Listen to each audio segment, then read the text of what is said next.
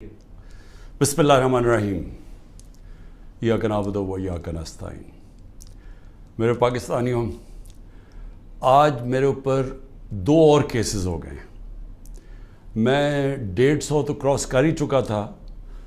6 cases जब मैं jail के अंदर था, जब मैं नज़रबंद था, उस वक्त मेरे ऊपर 6 और केसेस किए गए और आज 2 और केसेस आ गए। लेकिन मैं सिर्फ ये जो कोयटा का केस है, मैं ज़रा सिर्फ अपनी कौम को बताना चाहता हूँ कि यहाँ किस तरह का मजाक हो रहा है। यानी इस मुल्क से जो किया जा रहा है सारे इंसाफ के निज़ाम से, या मुझे हैरत होती है कि हमने अभी कितना और नीचे गिरना है।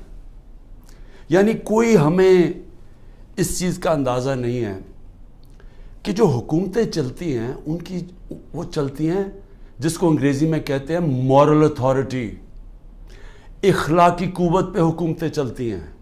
और जमहूरियत तो चलती इखलाकी कुव्वत पे है, क्योंकि जमहूरियत के पास तो फ़ौज नहीं होती। जिधर से हमने ये सिस्टम लिया है, ये जो पार्लियामेंट्री डेमोक्रेसी का है, वो बरतानिया है।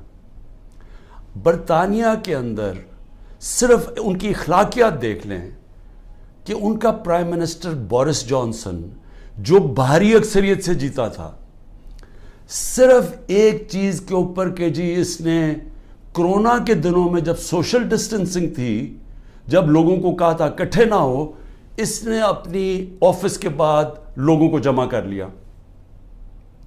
उसके ऊपर एक प्राइम मिनिस्टर भारी अक्सरियत से जीता हुआ उधर से शुरू हुआ और उसको रिजाइन करवाया प्राइम मिनिस्टरशिप से। एक उनका प्राइम मिनिस्टर था हैरोल्ड मैकमिलन, उसका झूठ पकड़ा गया, उसको रिजाइन करवा दिया। क्योंकि उनकी जो जमहूरियत है उसकी बुनियाद रखी हुई है इखलाकियात के ऊपर, कि जो ऊपर पहुंच जाते हैं, जो हुक्मरान तबका बन जाता है, वो अपनी मिसाल से कौम को चलाता है। वो डंडे से नहीं चलाता, क्योंकि वहाँ इंसान हैं, आज़ाद हैं, वो जानवर नहीं हैं जो डंडे मार के उनको कभी इधर कर दो कभी उधर कर दो। हम जो आज जिधर जाके खड़े हो गए हैं, क्या मुझे बताओ कि हमें अंदाज़ा है कि हम अपने मुल्क को कितना नुकसान पहुंचा रहे हैं? क्योंकि जो कौमें हैं माशी तौर पे बाद में मरती हैं, पहले इखलाकी तबाही होती है कौम की। पहले जब एक कौम अमर बिल मारूफ से हटती है तो उधर से उसकी तबाही शुरू होती है। और जब उनकी बुनियाद रखी जाती है अजीम कौमों की, तो वो मदीना की रियासत पे 2 चीज़ों पे रखी गई थी, अदल और इंसाफ, और इंसानियत। और इंसानियत के साथ अमर बिल मारूफ, सच के साथ, हक के साथ खड़े हो, बदी के खिलाफ हो।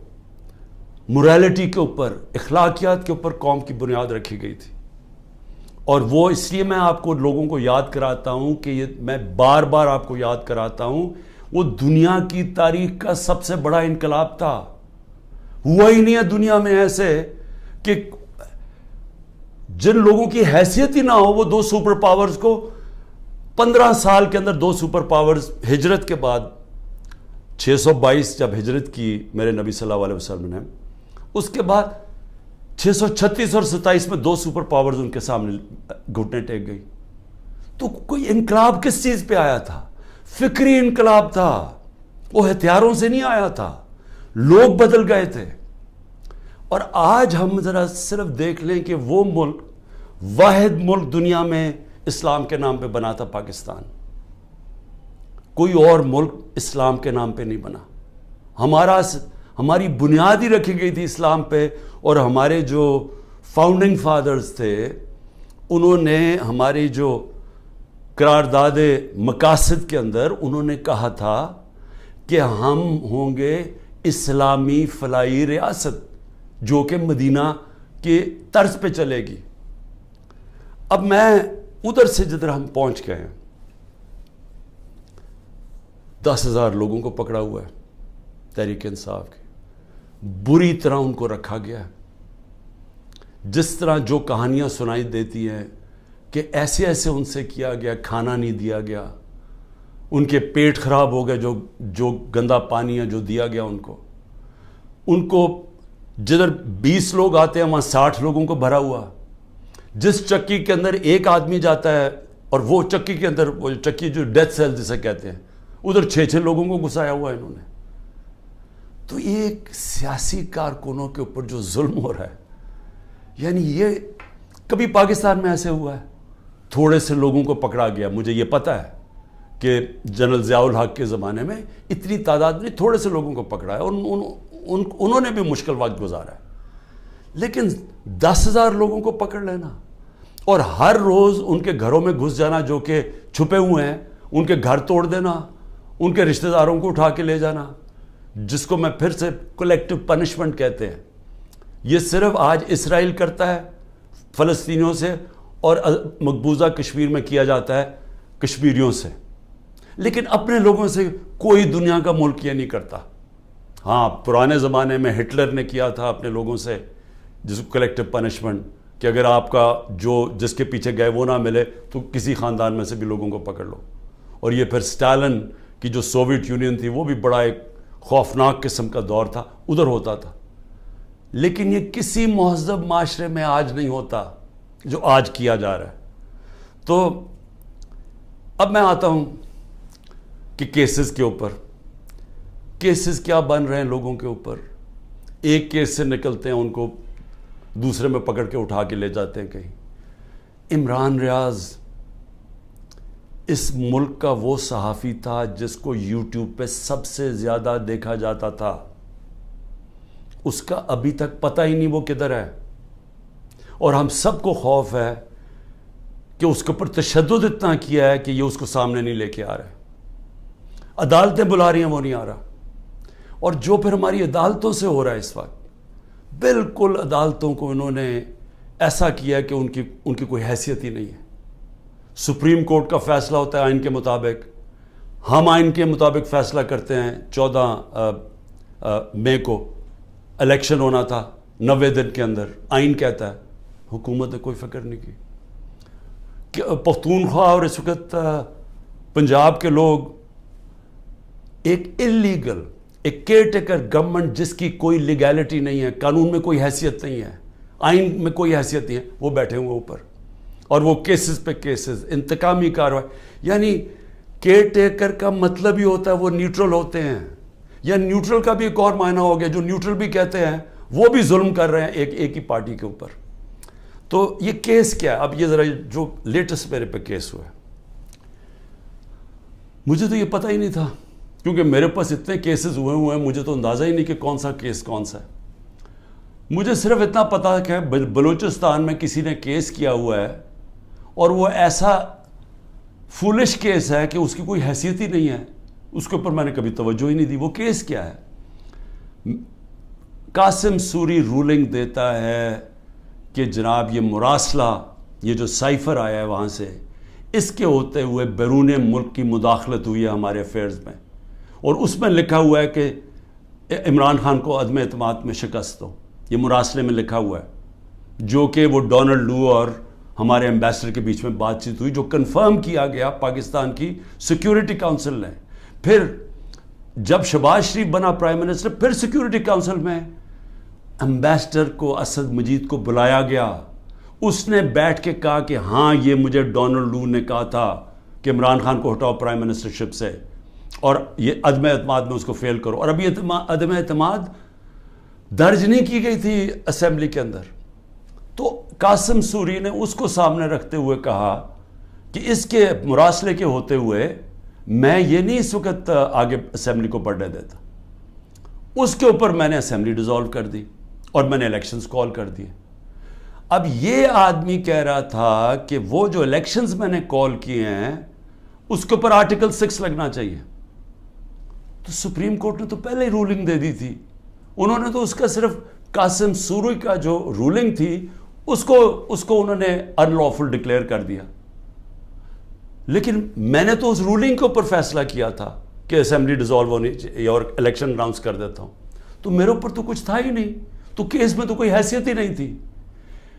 اس آدمی کا وکیل کا قتل ہوتا ہے, فیملی ساری کہتی ہے کہ خاندانی دشمنی تھی، اس پہ قتل ہوا ہے. وہاں پہنچ جاتے ہیں، یعنی وہ پتہ چلتا ہے کہ 9:30 بجے اس کا قتل ہوتا ہے. 4 گھنٹے کے اندر لا منسٹر پریس کانفرنس کر دیتا ہے کہ عمران خان اس میں ملوث تھا. 4 گھنٹے.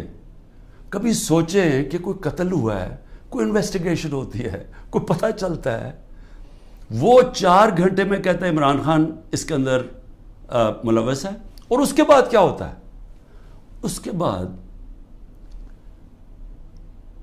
آئی جی اٹھاتا ہے اس کے بیٹے کو، رات تک آئی جی اس کو اپنے پاس رکھتا ہے، اور اس سے پھر ایک اور سٹیٹمنٹ آ جاتی ہے کہ جی یہ عمران خان نے قتل کروایا میرے باپ کو. اب پہلے میں یہ سمجھنا چاہتا ہوں کہ عمران خان نے کتنے اپنے زندگی میں قتل کروائے. 150 سے اوپر تو میرے اوپر کیسز ہیں. تو کیا میں ادھر بھی کسی کو قتل کروانے کے چکر میں ہوں؟ اور وہ کیس جس نے آگے بڑھنا ہی نہیں تھا، جو میرے وکیلوں نے بھی کہا کہ جس نے کس طرح آرٹیکل 6 میرے اوپر لگا سکتے تھے، جبکہ سپریم کورٹ نے رولنگ دے دی تھی اس پہ، تو میرے اوپر تو وہ ہو ہی نہیں. اور پھر آرٹیکل 6 کا جو ہوتا ہے یہ گورنمنٹ کرتی ہے، یہ کبھی انڈیویجول نہیں کرتا. تو یہ وہی ایک ان میں سے کیسز تھے جنہوں میں نے ان میں مجھے پھنسایا ہوا تھا. اب یہ سوچیں کہ اس کے اوپر میرے اوپر انہوں نے 302 کا مقدمہ کر دیا اور میرے اوپر قتل کا کیس کر دیا. واضح ہے، مجھے نظر آ رہا ہے کہ کیا کرنا ہے. اتنے زیادہ کیسز ہیں. میں اب اسلام آباد جانا ہے کل، کوئی 16 کیسز کے اوپر میں نے بیل لینی ہے. 16 کیسز کے اوپر. کبھی کسی اور پولیٹیکل لیڈر کے اوپر کبھی ایسا ہوا ہے؟ مجھے بتائیں. ان لوگوں نے جنہوں نے 30 سال سے ملک لوٹ رہے تھے، ان کی وہاں اربوں ڈالر کی جائیدادیں پڑی ہوئی ہیں. ان کے رہن سہن ذرا جا کے دیکھیں. ایک بیٹا 20 ارب کے گھر میں رہ رہا ہے، دوسروں دیکھو ان کو اربوں روپے کی پراپرٹیز ہیں. ان کے کسی کو کوئی ہوٹل کسی کے نام پہ ہیں. یہ ساری چیزیں یہ ابھی سے نہیں، یہ مجھے باقاعدہ ISI سے انفارمیشن ملتی گئی ہے 20 سال سے. جنرل امجد جب نیب کے ہیڈ تھے پہلے بنے، انہوں نے ہمیں تب کی دی تھی، انہوں نے جو 11 سال میں چوریاں کی تھی. اس کے بعد مسلسل ہمیں انفارمیشن ملتی رہی. جب اس کے بعد جب ہماری گورنمنٹ آئی تو اس کے بعد ہماری اپنی ایجنسیز انفارمیشن دیتی تھی. ISI بتاتی تھی کہ انہوں نے کیا کیا ان کی پراپرٹیز ہیں. اس سے پہلے بھی دیتی تھی، جب ان کی 10 سال دونوں نے حکومت کی تب ملتی رہی. ان کے اوپر تو کوئی اس طرح کی چیزیں نہیں ہوئی. وہ جیلوں میں بھی رہتے تھے تو وہ آرام سے رہتے تھے. وہاں تو کوئی اس طرح کا ذرا ان کے دیکھے تو صحیح ماضی میں کہ ان کے اوپر کیسز کیا تھے اور یہ رہتے کیسے تھے اور ان کے اوپر کیا ہوا. یہاں مجھے بتائیں کہ یہ کوئی کیس ہے؟ کوئی مانے گا پاکستان میں کہ عمران خان نے جا کے کوئٹہ میں قتل کروا دیا کسی کو کیونکہ اس کو ڈر لگا ہوا تھا کہ وہ کیس کامیاب ہو جائے گا؟ اور پھر کتنے یعنی ماضی بھی ہے.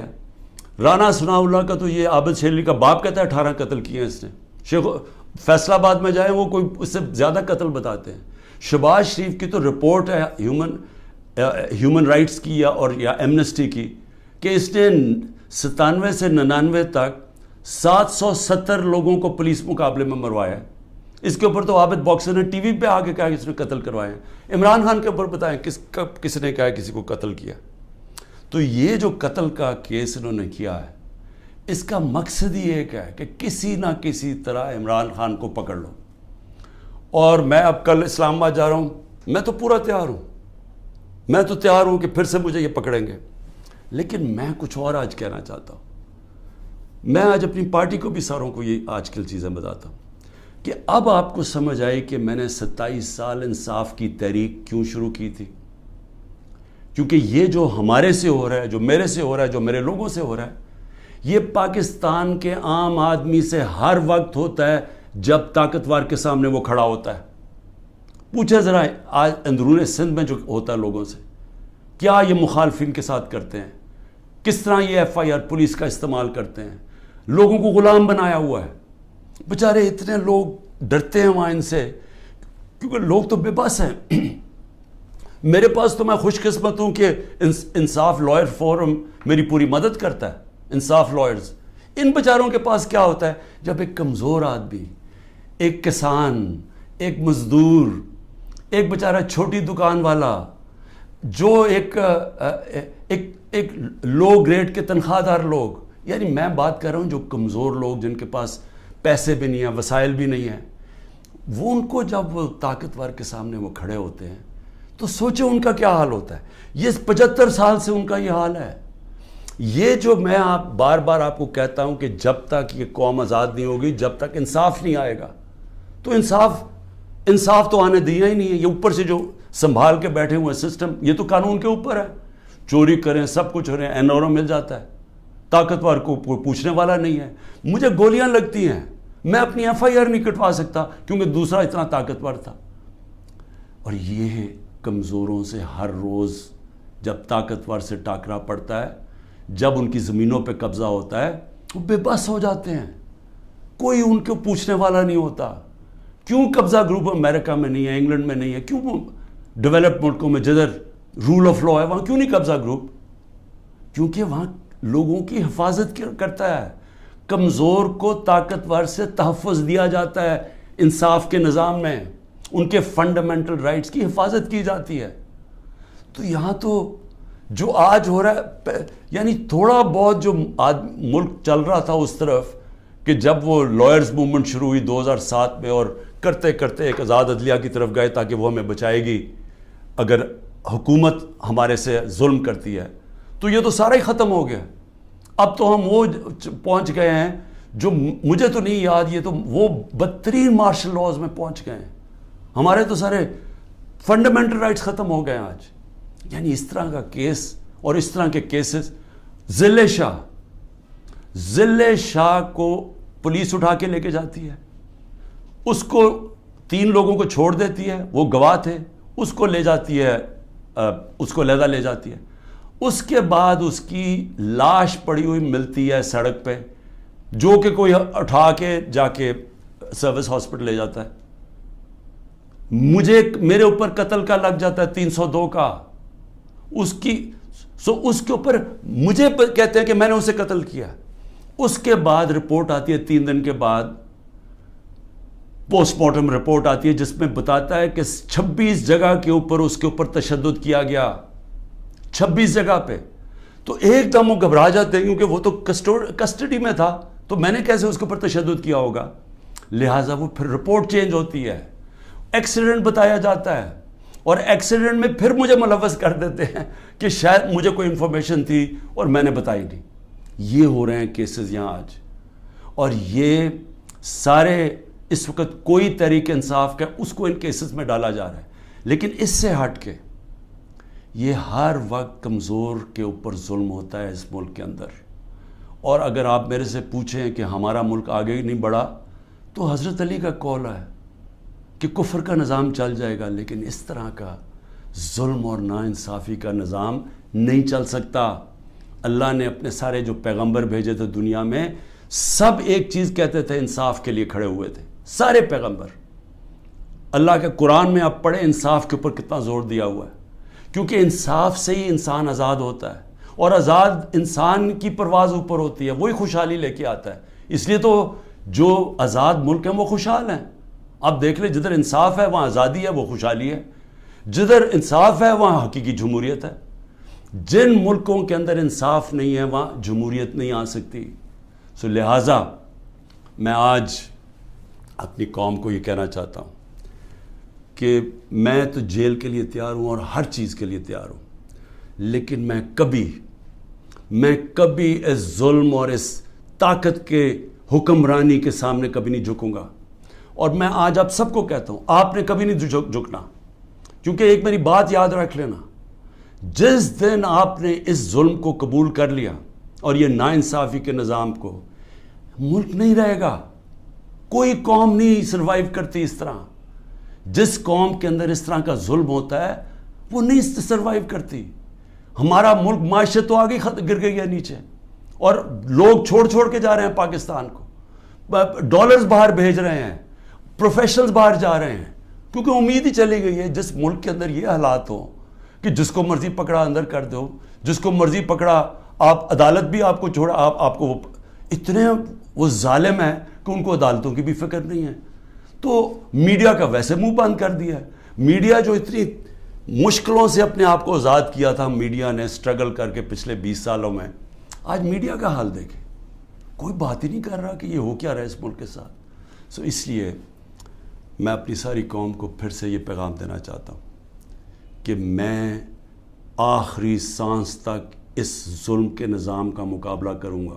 جب تک میرے ملک میں حقیقی آزادی نہیں آئی میں اس کی جد و جہد کروں گا. جو مرضی کر لیں, جیلوں میں ڈالیں, جو مرضی کریں, دھمکیاں دیں. سیکیورٹی میری ساری لے لی ہے. جو میرا سیکیورٹی کا جو چیف تھا کرنل آصف, وہ غائب ہوا ہے. جو گاڑیاں تھیں جو سیکیورٹی کی 2 گاڑیاں ساتھ جاتی تھیں ان کو پولیس اٹھا کے لے گئی ہے. یہاں سارا جو ہمارے ساتھ جو احمد نیازی جو بھی لوگ تھے سب چھپے ہوئے ہیں کیونکہ ان کے اوپر FIRs کر دی ہیں. اور پھر یہ سمجھتے ہیں کہ شاید اس کی وجہ سے میں ان کے پاس جاؤں اور کہوں کہ جی مجھے معاف کر دو کہ میں نے آزادی کی بات کی تھی, مجھے معاف کر دو. اور میں آپ قوم کو بھی کہنا چاہتا ہوں کبھی نہ اس نظام کو قبول کرنا. جس دن آپ نے اس کے سامنے اپنا سر جھکا دیا آپ کا کوئی مستقبل نہیں رہے گا پاکستان میں. پاکستان زندہ باد.